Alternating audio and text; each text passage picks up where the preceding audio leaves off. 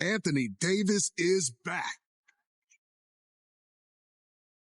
The Mavericks saw a glimpse of what they have in AD's dominant debut. The big man with the tower of power finish. Thunderous finish. Now, what is happening? With the season on the brink, AD's return comes at a time when they need him the most. A stunning turn of events tonight in Brooklyn as the Mavericks begin their 4-game road trip with their 10-time All-Star. Welcome to Mavs Center Court, presented by Baylor, Scott and White Health. Anthony Davis out since his electrifying but brief debut 6 weeks ago, set to give this Mavericks team a major injection of talent, energy, and hope in the final weeks of the season. Great to be with you as we welcome you to Mavs TV. Dana Larson along with Jeff Skin Wade, and I can't wait for this one, Skin. This is going to be exciting. After the injury, we were not sure if we would see Anthony Davis in a Mavericks uniform again this season. This is quite the plot twist here tonight, and it is also a significant shot in the arm that this team desperately needs. This is the first time I was trying to even remember. I have like a little nervous energy right now. I haven't had nervous energy before a Mav game in a long time. They've been the underdog in like every game they've gone into for so long, I can't even recall. And this is exciting. I cannot wait to see, because this team played really well last week. We only got one win out of it, but you love the way they played against Indiana for, 47 minutes. Love the way they played against a really good Detroit team. P.J. Washington Jr.'s on fire. Spencer Dinwiddie's on fire. And then we drop Anthony Davis in the middle of all this. He's had one game as a Maverick, and that game, he was amazing. So this is a good jolt. It was a dominant debut, unlike anything under the circumstances that we've ever seen. 31 minutes of jaw-dropping shots, dunks, blocks, roars at the crowd.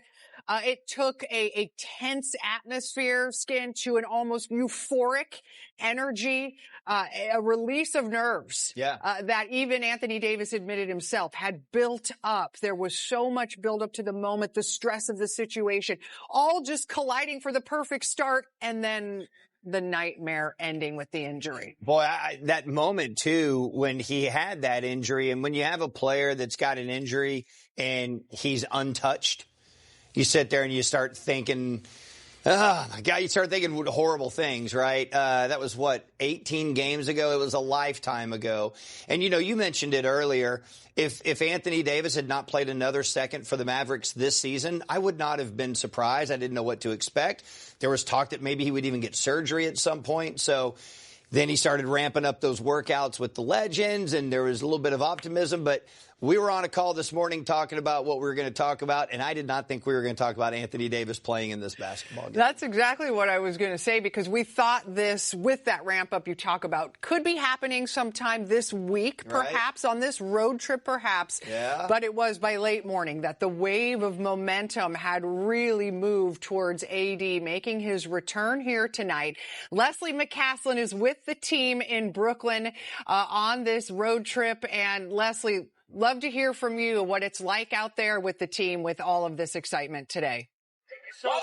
Well, that's exactly what it is. Skin just said nervous energy. Here it's not nerves, it's all excitement. But you can tell that there is an energy around this team, knowing that they're going to get AD back. And I love what Jason Kidd said before the game tonight, just talking about how hard AD worked to get back. With just 12 games left in the season, there are a lot of people who would have said it's totally okay if he doesn't come back at this point. But it shows his character. It shows that Anthony Davis cares and he wants to win. Now, he will be on a minute restriction, but 28, so that's not terrible. And this is the first time the Mavs have had 10 guys available since March 3rd. So it is an exciting time for the Mavs right now to start getting healthy. And really, that's what they want today. They want to be able to finish this game, for AD to be healthy. There might be some rust. Jason Kidd said, we can't sit around, just give it to AD, can't just sit around and watch him. But this is the expectation, as Jason Kidd talked about before tonight's game. Would like to just have a healthy, positive experience. on a minute restriction that he'll be on. We understand he's one of the best players in the world, but he's been out for some time. So, we just, we want a healthy, positive experience. I think the last time we saw him against Houston, everyone was excited. Unfortunately, he got hurt. But again, for him to be back, to now just build on what he did in that Houston game, but it's been some time, so just gotta get the rust off and hopefully he has a positive experience and he's healthy coming out of this. And I talked to several of his teammates, including PJ Washington. They all said the same thing. We are so excited to have him back. PJ said, I'm just going to throw him the ball and watch him do something special. But there's definitely a lift right now for this Mavs team, knowing he's going to be back out here. They will try to play him at the 4. That will be difficult, though, since the only big they have is Kai Jones. And on that note, Kessler Edwards is out tonight. He only has 1 game remaining, so obviously a good day to save him, Dana. It is. Okay, Leslie, thanks for all of that. And I remember asking Anthony Davis about his debut, and he acknowledged that he gets very nervous before games, that these feel even, heightened experience because of the circumstances that have surrounded all of his time here with the Mavericks. So your expectations on what to see from him, because it's a different group of guys around him, too. For that debut, we had Kyrie Irving out there. Daniel Gafford was still healthy. It's quite a different crew that's out there with him now. And as you just heard Leslie say, PJ's like, I'm going to give him the ball and go watch him.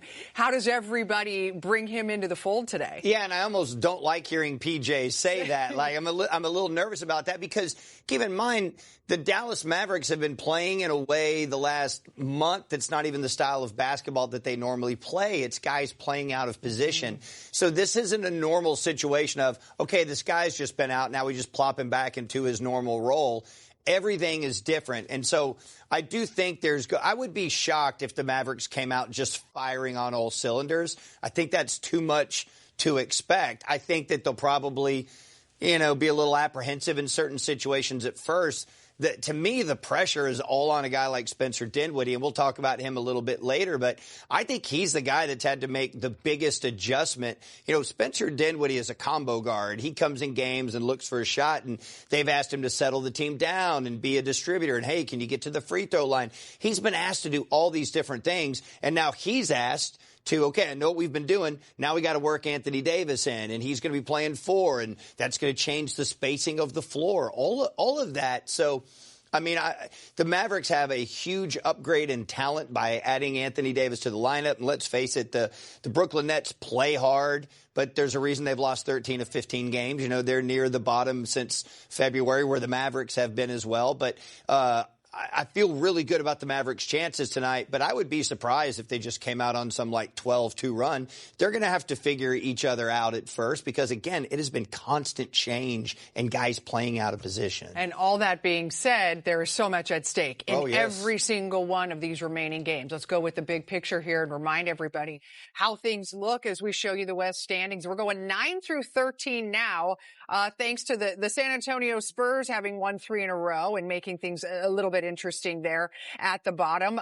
Sacramento, the Kings have lost 2 in a row. They currently hold a 1.5 lead over both the Suns and the Mavs. The Suns are ahead of Dallas by virtue of owning the tiebreaker over the Mavericks. As for Portland, they've lost 6 of their last 10. They've got a really tough one tonight in Cleveland. So that's the picture. And you mentioned Spencer Dinwiddie, and he had something so interesting to say after their last game. He said, it's been our job to just hold down the fort, stay in striking distance, which I would say they are right now. And then he said, you get a top 75 guy back.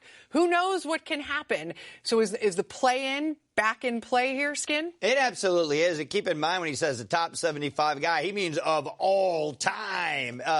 And we'll see how this unfolds. We'll see what the minute restriction is like. You and I are talking, we don't expect him to play tomorrow night against the Knicks. I don't think you sit 18 games and then suddenly play in a back-to-back. So you can't look ahead of yourself.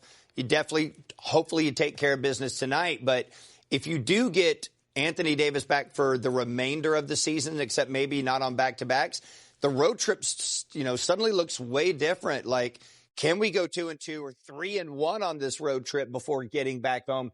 And then you look at the remaining schedule there, Dana, there's there's some very winnable games there if Anthony Davis is a part of the conversation. And then I honestly think as we're looking at April 4th and 5th against the Clippers, are we talking about Daniel Gafford back? Are we talking about Derek Lively II back? This conversation really starts changing. That is a look at the Mavs' remaining schedule. Of course, it all begins tonight in Brooklyn, the front end of this back-to-back, and we'll continue to talk about Anthony Davis's return and the Mavericks aiming for a win streak. Plus, Brandon Williams, he's great at going coast to coast, even without the ball. We've got that for you next. Here with Brandon Williams, and we are going coast to coast. Okay, first setup question always is, if you actually have the opportunity to go coast to coast, you're going straight for the rim, you shooting for a three. What are you doing? I'm going to the rim for sure. Dunk? Probably a layup. That's more of my suit. Probably up under, some kind of fancy layup. All right, B. Well, you're from LA. Do you consider yourself a Cali guy? For sure. I definitely say my personality gives that. I wear Vans a lot already, so yeah. What's the one thing you miss about home? Definitely say the weather, the breeze from the ocean, and my family. You don't like this breeze and the dirt storms we have in Texas? It comes and goes. You have your days. All right, so B. Will is your nickname. Yep. Nothing else you can tell us about anything you were called when you were younger, even on the court, like some athletic nickname? B-Dub is a good one. Okay. The Dub is from the W starting in Williams. Sure. I think that's probably the only one so far, yeah. Okay, you've made the transition so seamless this year between G League and here. Obviously, so has Kessler Edwards. Tell us something maybe about Kessler that we don't know. You guys have been through it together. He's really quiet. If you get him out of your shell, he's probably one of the funniest people on the team, honestly. Okay. Mm-hmm. But is he as funny as Najee Marshall? No. Najee is one-on-one. I don't think anybody will top Najee. He has it for sure. Okay, so rumor tells me, actually you told me, that you guys are now going to vlog together. I'm a little worried about this, that you're going to take over my job, but please tell us what we can look forward to.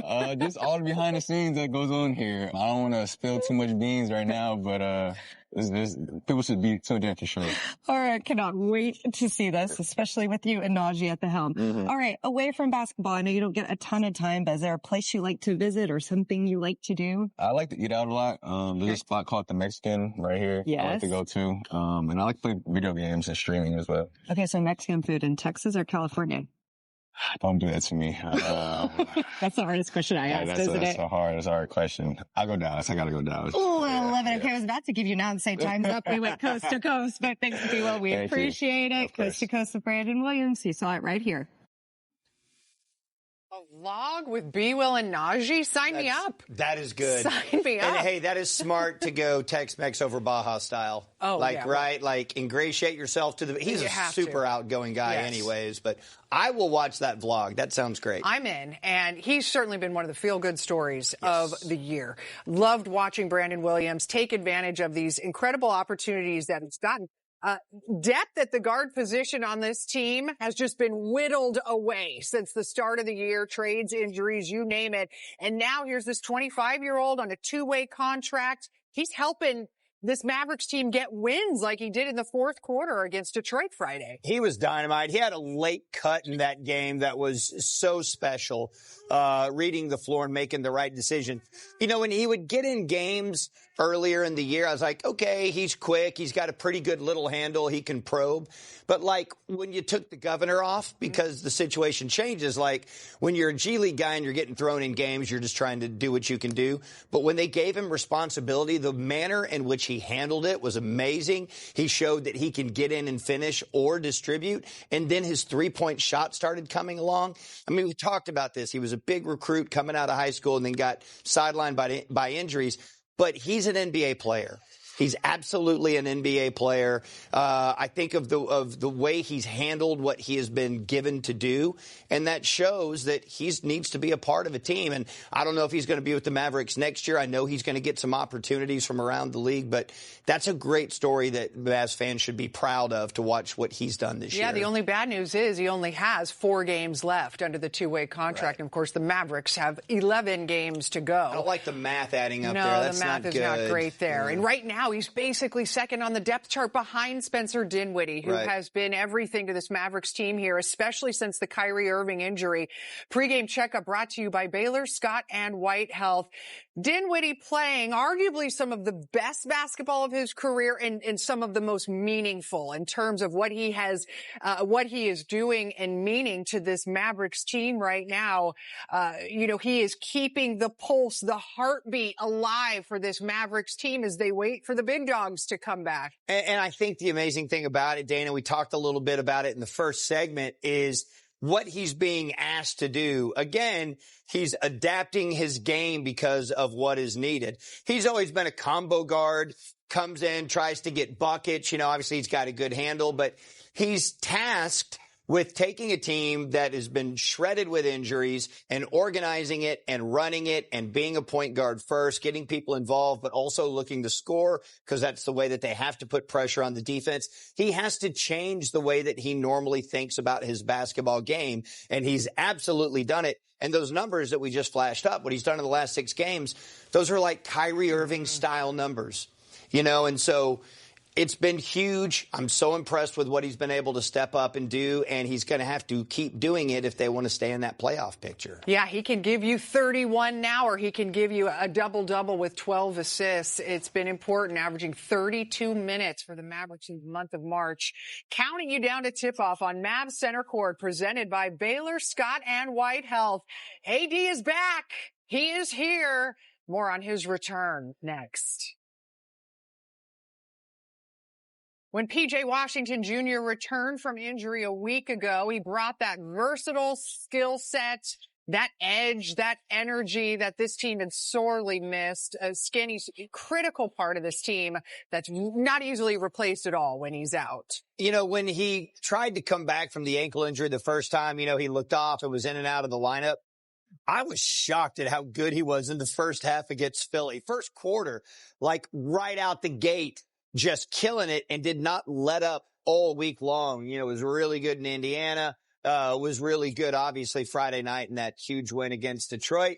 He has been a man on the mission, and he does so much for this team. Obviously, you look at the numbers offensively, but defensively, rebounding and traffic, which is so critical. You can't say enough about P.J. Washington Jr. And his personality, you see it there. He's so engaging with his teammates. He's been saying in the huddle, he tells them, if this is all we got tonight, this is all we need. He's been trying to be that leader that they have lost here due to injuries along the way. And you know what? Tonight, when he looks in that starting lineup, he's got to feel pretty good about how fortified it is when you add Anthony Davis, one of the best players in the world, who returns tonight. And he's in that starting lineup at the 4, which we know he loves to be because they've got Kai Jones who'll be playing center tonight, Skin. Yeah, and I'm glad you brought up Kai Jones there because he's got to be sitting there going, wait, I just get to block shots tonight, right? Anthony Davis is going to be doing everything else. You see it there. Anthony has not played since February the 8th.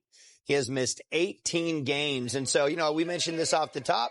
I feel good about the Mavericks' chances tonight, but there's going to be a little acclimation. I mean, think about, you mentioned P.J. Washington Jr., the way he's been playing.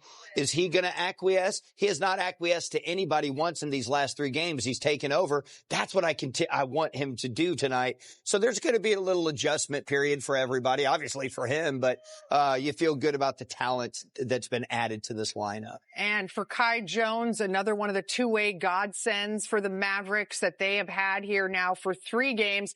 And you cannot ask any more of a guy who steps into a situation, brings you 16, 8 rebounds, shoots 88% from the field. He shoots what from the field? What? 88%?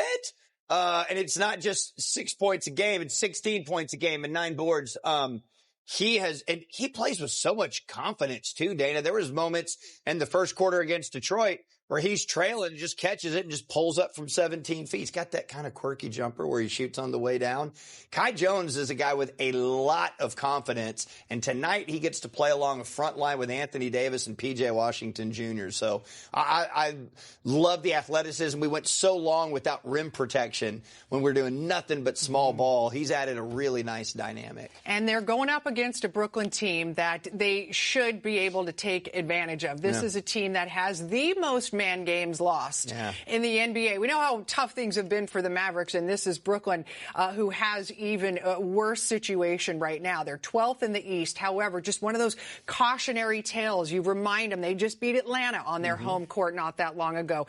They beat the Lakers here recently as well. But the big thing and the big story here, of course, is Anthony Davis making his return and what he brings to this Mavericks team. We saw a glimpse of the greatness in his debut. Now a second chance to make another big impression, a lasting impression this time, would go a long way to help this team fight to the finish. Anthony Davis returns in Brooklyn next on Mavs TV.